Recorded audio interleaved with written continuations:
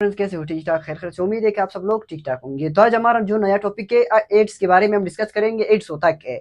Ads जो है इसका पहले फुल फॉर्म जो है वो जानते हैं। एड्स जो है मतलब AIDS।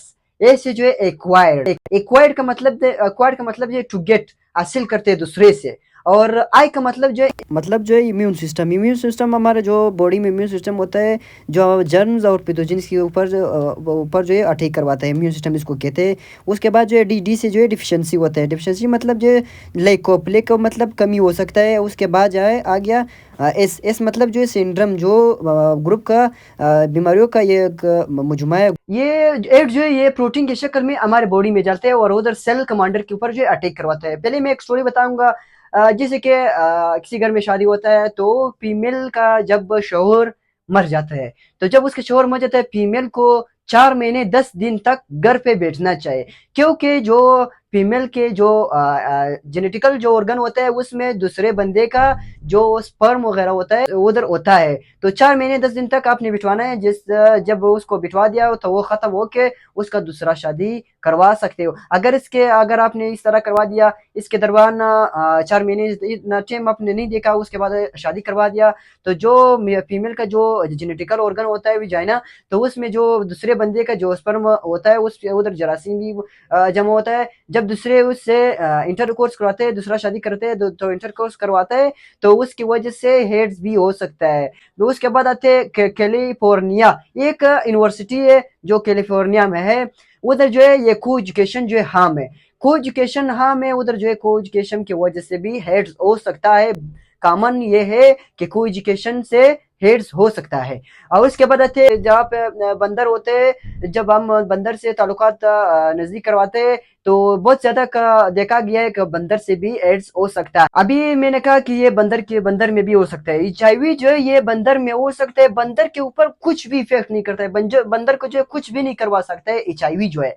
बंदर जब हमारे साथ लड़ाई या कोई हम बंदर से जब खून उससे निकल के हमारे बॉडी में आ जाता है तो हमको हेड्स हो सकता है। बंदर को कुछ भी नहीं हो सकता है अगर बंदर में ऑलरेडी हेड्स मौजूद हो। तो अभी इसका टुवर्ड्स द काज की तरफ आते हैं। काज की तरफ में हम मालूमात करेंगे। अभी आते हैं एचआईवी। एचआईवी जो ये पार्ट है, किस चीज का पार्ट है? हेड्स का पार्ट है। एचआईवी टेस्ट हम करते हैं, उसमें हम एड्स मालूम करते हैं। एचआईवी का फुल फॉर्म क्या है? एच से जो है वुमन, आई से जो है इम्यून, और वी से जो है virus. Oman immune virus HIV इसका फुल फॉर्म। तो एचआईवी हमारे बॉडी के ऊपर, जो हमारे जो बॉडी का कमांडर होता है उसके ऊपर अटैक करवाता है। बॉडी में जो है CD4 सेल होता है, जब इसको डिस्ट्रॉय करके हमारा इम्यून सिस्टम कमजोर बनाता है। मतलब ये दोस्तों CD4 जो कमांडर होता है, ये सेल होता है, ये जरासीम जो है प्रोटीन के शक्ल में आता है। जब प्रोटीन के शक्ल में आके हमारे बॉडी में आते हैं, बाई चांस ये हमारे जो CD4 सेल कमांडर होता है इसके ऊपर अटैक करता है। CD4 सेल जो है ये का जो है हुक्म देता है आर्मी को कि इसके हमारे बॉडी में जरासीम आया, हमारे बॉडी में आया, तो वो उसको हुक्म देता है उसको डिस्ट्रॉय करने के लिए। तो ये जब बाई चांस आके इसको धोखा दे के CD4 सेल को, तो इसके बाद जो है हमारे इम्यून सिस्टम जो है ये कमजोर बना देता है। उसके बाद जो है हमको हेड्स हो सकता है। ये तो काज में आ गया। अभी दोस्तों चलते हैं इसके रिस्क की तरफ, चलते हैं कि ये किस चीज से हम लोगों को बचना चाहिए कि हमको ये एड्स ना हो। सो फर्स्ट ऑफ ऑल जो है हम जाते तो उधर जो ब्लेड इस्तेमाल करते यूज करते, तो उस ब्लेड में जब मुझको ब्लेड उसने यूज करवा दिया, क्लीन शेप करवा दिया, अगर वो ब्लेड मेरे किसी स्किन में किसी जगह से खून उस ब्लेड में लग गया, तो अगर वो दूसरा बंदा आ गया दूसरे का क्लीन शेप करवा रहा हो, तो उसको अगर वो ब्लेड लगा दिया तो उसको, अगर मुझको एड्स था तो उसको भी एड्स हो सकता है।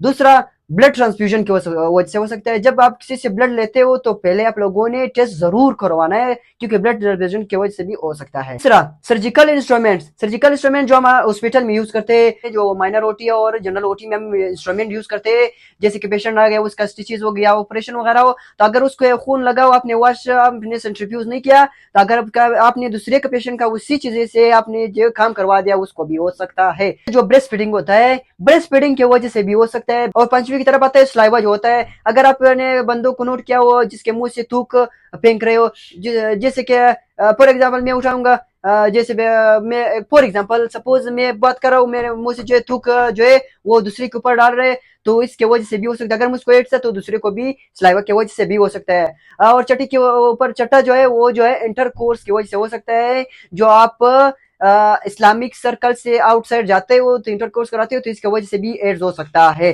दोस्तों साइन सिम्टम्स की तरफ आते हैं जो हम मालूम करेंगे कि इसको एड्स ऑलरेडी हुआ है। पहले इसको वीकनेस होगा, कमजोरी होगा। सेकेंड इसको कंफ्यूजन ज्यादा होगा, टेंशन, जिसको जो है मेंटली टेंशन होगा।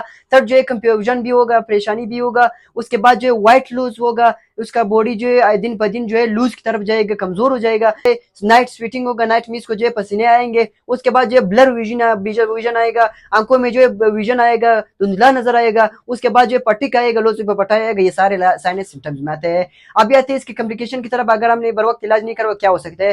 पहले इसको टीबी हो सकता है। टीबी किस तरह हो सकता है? जब हमारे इम्यून सिस्टम कमजोर हो जाएगा तो टीबी जल्दी हमारे ऊपर जो है अटैक करवा सकता है। सेकेंड इसको डायरिया हो सकता है। डायरिया जो है, जब डायरिया हो जाएगा, जब हमारे बॉडी तक जो है सही तरीके से ब्लड सप्लाई ना हो तो फिर हम जो है डेथ की तरफ जा सकते हैं। टेस्ट की तरफ आते हैं। टेस्ट में जो है हमने फिजिकल एग्जामिन करना है, हमने देखना है कि इस पेशेंट को ऑलरेडी जो है हेड्स हुआ है। उसके बाद जो ब्लड टेस्ट, हम ब्लड उससे ड्रा करेंगे। उसके बाद हम चाहिए जो है इसके लिए अपना टेस्ट होता है। अगर पॉजिटिव होता तो इसको जो है हेड्स है, अगर नेगेटिव होता तो इसको हेड्स नहीं है। उसके बाद आते हैं ट्रीटमेंट की तरफ। ट्रीटमेंट में हमने हमारे पास ये ऑप्शन होता है कि हमने एंटीवायरल ड्रग्स देना है। एंटीबायोटिक्स नहीं देना है, एंटीवायरल ड्रग्स देना है, क्योंकि ये भी वायरल डिजीज है। एंटीवायरल ड्रग्स दे के इसको बचा सकते हैं। तो जो है अपना टाइम टेबल आता है तो हमने एंटीवायरल ड्रग से इसको बचा देना है। तो दोस्तों इतना छोटा टॉपिक जो मैंने आप लोगों के साथ शेयर किया। अगर आपको इस तरह वीडियोस पसंद हो तो हमारे यूट्यूब को जरूर सब्सक्राइब। हमारे यूट्यूब का नाम जो है स्टडी ऑफ मेडिकल चैनल है। अगर आपको पसंद हो इस तरह टॉपिक्स तो सब्सक्राइब आवर यूट्यूब चैनल और share that kind of videos.